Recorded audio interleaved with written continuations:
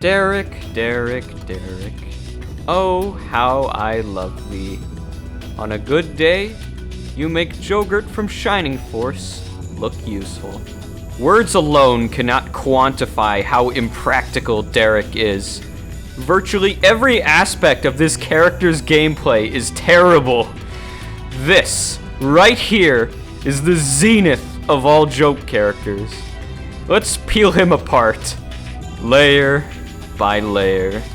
Derek is this dude you randomly see on the enemy team during one of the game's earliest side missions. At the onset of the battle, he breaks formation and spends the next several turns moving to exit the map. You think nothing of it, until he shows his face in the Mercenary Guild next chapter. His asking price? 150 denarii, which is the Berwick equivalent of pocket change. The cheapest weapon he could use costs more than double what he's asking. In fact, for the price of hiring Derek, one could go to the Kingfisher and buy 3 boiled eggs, or 1.5 salads. This man isn't charging enough to cover even a day's worth of food. Alright, now Derek is in your roster. What more is there to him? Bad bases, bad growths, and the single worst set of skills in the entire game. Much more pressing than his 3 move are his terrain costs. Armors can't cross shoals. They can't climb cliffs. They can't go through sand. They struggle to move through any map that isn't made of entirely flat terrain. This issue, more than any of his other issues, wreck Derek's availability throughout the game. There are at least 8 maps where Derek cannot reach the boss, and on 2 of these, he can't even leave his starting position. He's just marooned. His combat is not much better. First, the positives. Derek has the highest base defense in the game, with 12. While the 0% growth it has may seem severe to those accustomed to more growth-heavy Fire Emblem titles, it is of little issue here, as 12 is a great number, and most characters won't have that much even at max level. His shields, though, are another story. L shields are preposterously heavy, and expensive to boot. Derek's block rate is, as you'd naturally assume, putrid, and has little room for improvement. On offense, Derek has nothing to offer. Low strength, wretched accuracy, and no useful combat skills make him a complete and utter liability even when he does reach the front lines. Even in death, Derek is of no use. He isn't added to your graveyard upon death, so purposefully sacking him to get the overpowered charms isn't an option either. With all of this in mind, it's safe to say that the best thing to do here is to take your denarii and scootaloo. Right? Derek is still actually worth hiring. For one simple reason. You can recruit him for free by hiring him 6 times and promoting Enid, and once recruited, you can sell back his equipment for slightly more than you spent letting him into your army. Godspeed, Derek. Moving up to C tier, here's a unit you can actually use, but there isn't much reason to bother.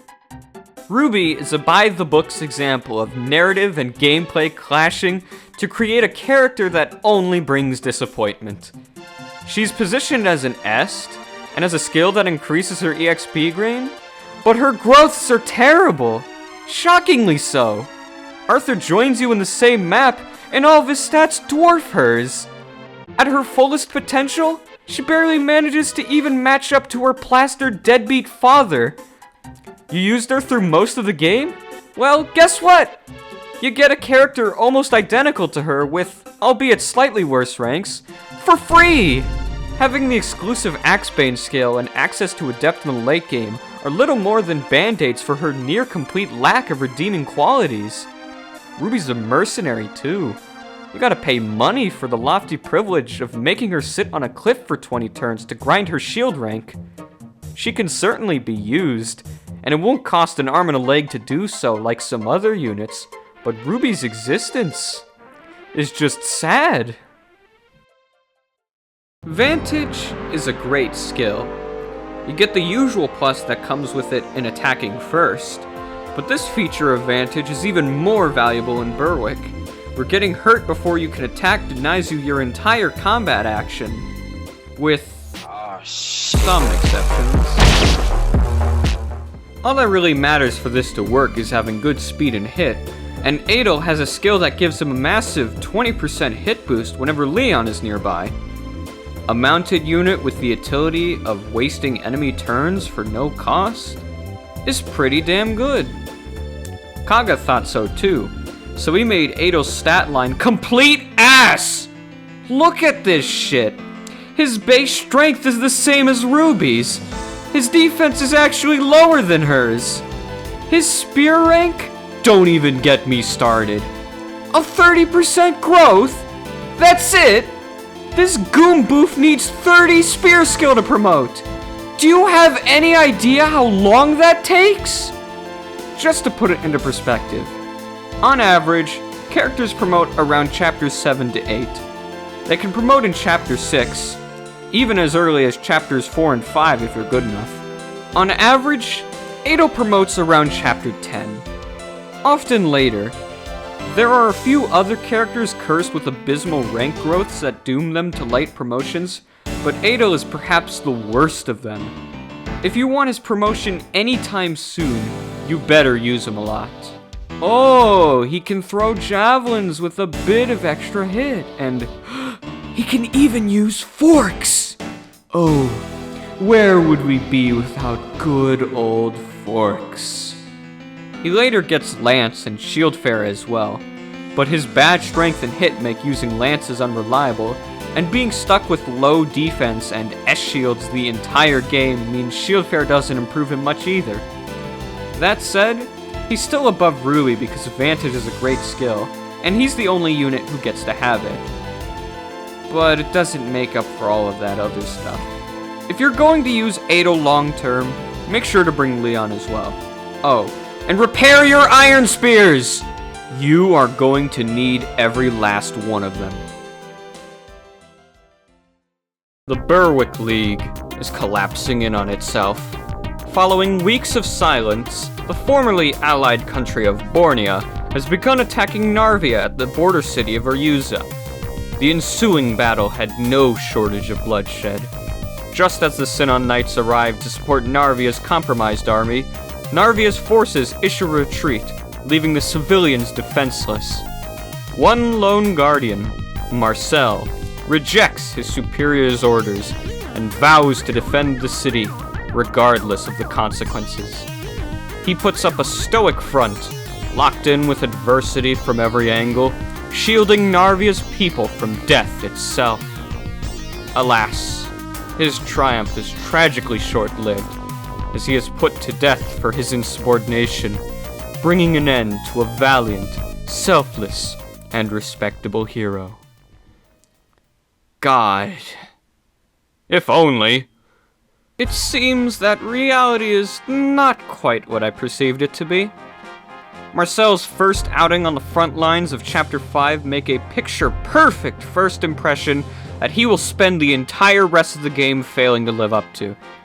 The impending misery that comes with fielding this fusspot becomes more apparent once you peep his stats.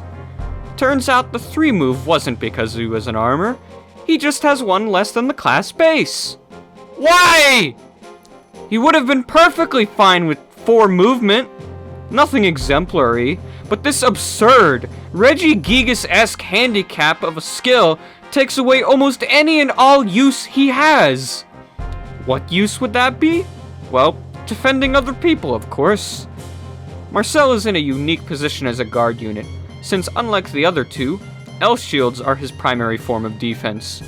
Yeah, they're grossly heavy and expensive, but Marcel's block rate is excellent, thanks to a good base and growth, further bolstered by Shieldfare, which gives him an over 3/4 chance to block a hit.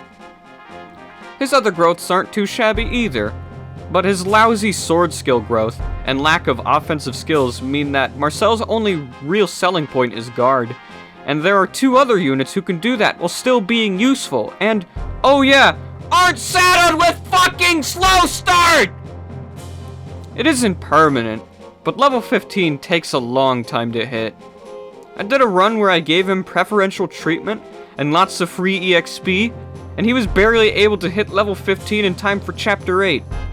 Even once you get him up to speed, his mobility is still middling thanks to being in one of the worst terrain types. The night terrain type is slow to cross any of the game's more laborious terrain, and Marcel can't cross cliffs at all until you get rid of slow start. Ultimately, Marcel is just a very no-frills armor unit. When he isn't dead weight, he's adequate.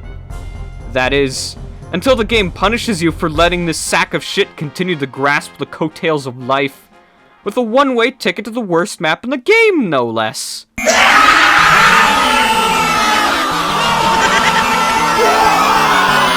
Also, he hates women.